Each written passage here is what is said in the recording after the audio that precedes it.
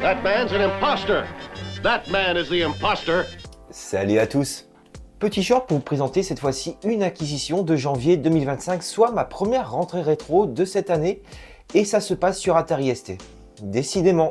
Second titre sur Atari ST, acquis très peu de temps après Ghostbusters 2. Et ouais, une vibe de nostalgie portée par le plus célèbre des micros d'Atari m'a poussé à m'orienter sur un autre jeu que j'avais testé du haut de mes 7 printemps. Enfin, matériellement je l'avais, mais je ne l'avais pas acheté. Comprenez ce que vous voulez.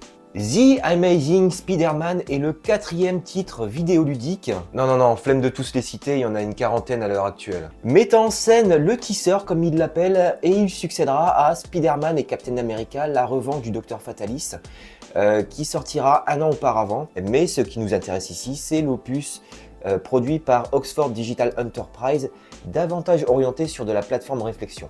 Le pitch du jeu tenant sur un post-it, notre ami Spidey doit délivrer sa chérie Mary Jane des griffes de Mysterio à travers des niveaux gigantesques, truffés de pièges variant entre les espaces extérieurs et les cavités davantage labyrinthiques. Et si nous devions relever la particularité du soft, c'est davantage la taille minuscule, que dis-je, microscopique de notre héros à l'écran. Les développeurs voulant mettre en avant l'immensité des tableaux par rapport à la taille du personnage, et j'imagine aussi sur l'animation très détaillée de notre tisseur. Ça n'empêchera aucunement l'aventure d'être passionnante, d'autant plus que le soft se base davantage sur la réflexion, où l'on devra esquiver les différents pièges et ennemis en s'agrippant sur tout ce qui bouge. Tiens, d'ailleurs, cette représentation de Spider-Man se décomposant sur le côté droit de l'écran m'a toujours fait flipper étant gamin. À travers les différents niveaux que l'on devra traverser, interdiction d'en venir aux mains face aux rats, aux momies, à R2D2 ou encore Robocop. Nous devons ici user de patience pour analyser notre environnement et pour sortir de la pièce en se balançant de toile en toile. Ou encore en rampant à travers les passages les plus étroits, en activant des interrupteurs pour ouvrir les portes, pour passer à un nouveau challenge, notre parcours formant un tout à peu près cohérent. J'ai dit à peu près, Si nous partons du principe où ça parle de Mysterio et de plateau de tournage, ce qui peut justifier ce mélange assez particulier des univers. Malgré les sprites minuscules justifiés par le style, le jeu dispose d'une excellente réalisation, faisant la part belle au style cartoon des années 50 avec sa palette de couleurs éclatantes, mais également avec ses cutscenes qui mettent à l'honneur l'œuvre de Stan Lee. Alors il faut savoir que ce jeu a toujours été une petite curiosité en termes de collectionnite pure. J'ai longtemps cru que le jeu n'existait pas en boîte malgré une promotion assez significative dans nos magazines micro de l'époque en France, notamment Tilt et Génération 4. Mais c'était sans compter mon passage sur les différents sites d'enchères voisins. The Amazing Spider-Man a bien été distribué en Angleterre, en Allemagne, en Espagne et en Italie avec un packaging qui est propre à chaque territoire. Mais en aucun cas je n'ai croisé de version française alors que la pub existait bel et bien chez nous. J'en déduis donc que en 90 nous disposions de la version anglaise en France, mais vous savez quoi, ce n'est pas ce qu'il y a de plus fou avec ce titre. Fan de comics, et je sais qu'il y en a parmi vous, lisez attentivement ce qu'il y a écrit ici sur le front de la boîte. Alors oui, la notice est multilingue, preuve en est que le jeu a été distribué sur les différents territoires du vieux continent. Il y a également ce magnifique poster inclus d'office dans le jeu, c'est un fait. Mais petite exclusivité européenne, et notez bien que la mention n'est pas indiquée sur toutes les boîtes de jeux distribuées. Un comics est également livré dans le jeu, et il s'agit du Complete Spider-Man numéro 1. Sorti en même temps que le jeu le 5 décembre 90 et sans aucun doute pour promotionner le comics à travers le jeu. Le comic est par ailleurs réalisé par le Canadien Todd McFarlane que l'on connaît également pour son travail sur Spawn. Marvel UK a en effet distribué son comic en deux versions. La version dite commerciale avec le patch, mais ce qui nous intéressera ici, c'est la réimpression du comic distribué par Empire Software qui a édité le jeu et distribué à 3000 exemplaires. D'où le fait que le comic n'est pas tout le temps mentionné sur le packaging du jeu. La version distribuée par Empire Software se distingue par la suppression du code barre, mais également par la suppression du prix et de la date de parution du comic. Alors j'en profite également pour vous montrer le verso, voilà. Les aficionados des comics, je pense qu'ils savent un petit peu de quoi il en retourne. Et taille de la boîte oblige, le comic a dû être plié en deux pour rentrer tout simplement dans la boîte, ce qui peut, encore une fois, le distinguer de l'édition commerciale. Une pièce extrêmement énigmatique pour moi, qui a éveillé ma curiosité et qui a enclenché le mode investigation que j'adore plus que tout dans la collection et que je voulais vous partager ici. Gentlemen, start your engine. On enchaîne avec un autre titre bien plus récent puisque distribué 6 ans plus tard sur les machines de 5e génération. Alors il faut savoir que Destruction Derby 2 n'a été distribué que sur 2 machines, à savoir la PlayStation et le PC. Eh bien sachez qu'un portage sur Saturn a bel et bien été prévu en 97, développé par Probe Entertainment et finalisé même à 95%.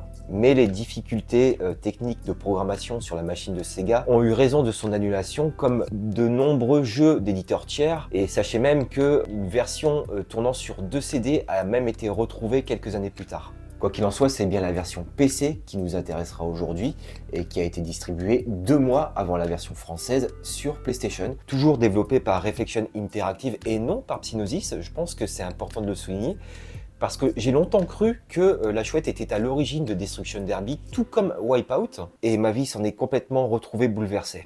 Je ne ferai pas de grand discours sur le jeu de carnage automobile qui a très certainement propulsé la simulation de stock car arcade au panthéon des must-have sur console. Et par ailleurs, Dieu sait que je préfère ce second opus, ne serait-ce que par la qualité de sa bande-son qui a été composée par le groupe anglais de thrash grunge Jug.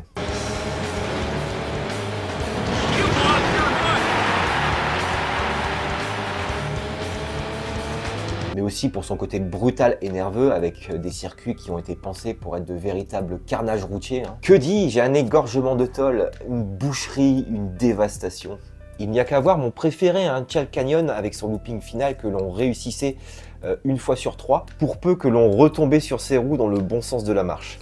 La version sur PC CD-ROM qui tournait sur MS-DOS et qui pouvait bénéficier d'un affichage à la fois VGA et SVGA, avec néanmoins quelques soucis de framerate, avait été bien reçu par la presse de l'époque, mais sa comparaison avec la version PlayStation qui était sortie aux USA était inévitable, surtout lorsque l'on sait qu'un mode 8 joueurs avait été initialement prévu sur PC.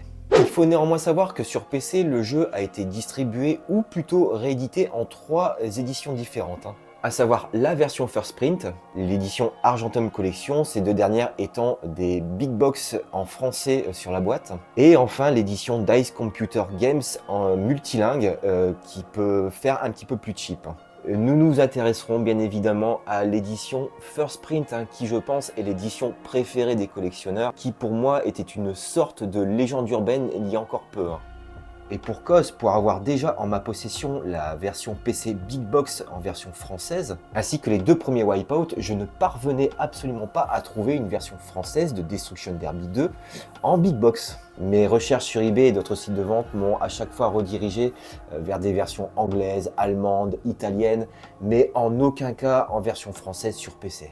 Et c'est tout à fait par hasard que je suis tombé sur le Graal par curiosité sur Vinted, avec sa boîte certes décollée sur le côté, une broutille à remettre en place, mais dans l'ensemble en très bon état, jugez donc.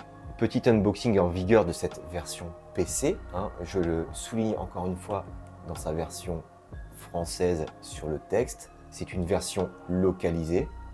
Alors je le répète, mais le packaging, il défonce. À l'intérieur, ce carton qui n'est pas personnalisé comme la plupart des jeux qui ont été distribués par Psygnosis à l'époque en 95-96, même 94 pour le coup, je crois que Ecstatica, je crois que c'est le même carton en 94 déjà. Le jeu est inclus dans une boîte simple, voilà, comme le premier opus par ailleurs. Il n'y a pas de jaquette arrière, ni de notice à l'avant, voilà. Ici, l'arrêt card, voilà, de Psygnosis. Voilà, en version anglaise. Et enfin, la notice en version localisée française avec de magnifiques, regardez-moi ça, de magnifiques illustrations ici en couleur, s'il vous plaît. Alors, trouvez-moi ça aujourd'hui, s'il vous plaît. Faites-moi plaisir, trouvez-moi une notice en couleur aujourd'hui. Moi qui pensais ne plus récupérer de jeux PC Big Box, parce que ça prend pas mal de place, je me voyais mal passer à côté d'un de mes jeux fétiches de Noël 96 sur PlayStation. Et d'autant plus dans ce magnifique packaging qui, et disons-le honnêtement, éclate les packagings sur console. Et c'est avec une immense joie que je vous présente cette version Big Box First Print française sur PC, aux côtés de son grand frère, sorti 1 an auparavant. Merci à toutes et à tous pour avoir visionné ce short qui sera inclus dans la compilation des rentrées YouTube de 2025. Et quant à moi, je vous dis à très vite pour de futures présentations.